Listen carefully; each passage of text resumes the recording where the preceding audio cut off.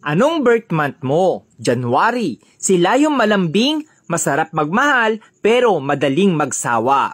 Habang nasayo pa, sulitin mo na. February. Sila yung super moody, madaling ma-inlove, madali ring makamove on.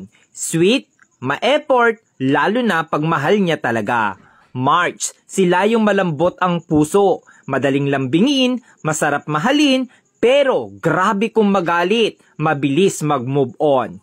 April, sila yung grabe magmahal, todo bigay, todo effort, tahimik pero mainitin ang ulo. Mahilig tumingin sa iba pero ikaw lang mahal niya. May, madaling mainis pero mabilis pasayahin. Maliit na effort mo, natutuwa na. Palaging may love life pero palaging niloloko.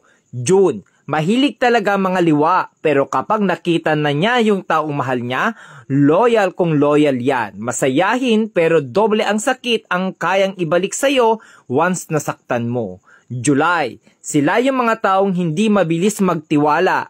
Handang masaktan, mapasaya ka lang. Slowly, iyakin, emotional, mahilig magtampo. August, joker, abnormal, pero may tinatagong problema. Masarap kasama, masayahin, hindi showy, sakto lang magmahal. September, stick to one, loyal pero madalas lokohin kaya matigas ang puso. Masarap maglambing, mabait pero demonyo magalit. October, pag pinakita mong sa kanya ka lang at sayo lang din siya, pero pag niloko mo, mas maloko yan sayo. Mapang-asar pero siya yung napipikon. November, hindi mabilis magka-move on sa isang bagay. Marupok, madamdamin, umiiyak ng patago pero kakayanin. December, malibog, joker, mabait, loyal, di ka iiwan, sila rin yung ipaglalabang ka. Hindi sa kanila uso ang salitang suko na.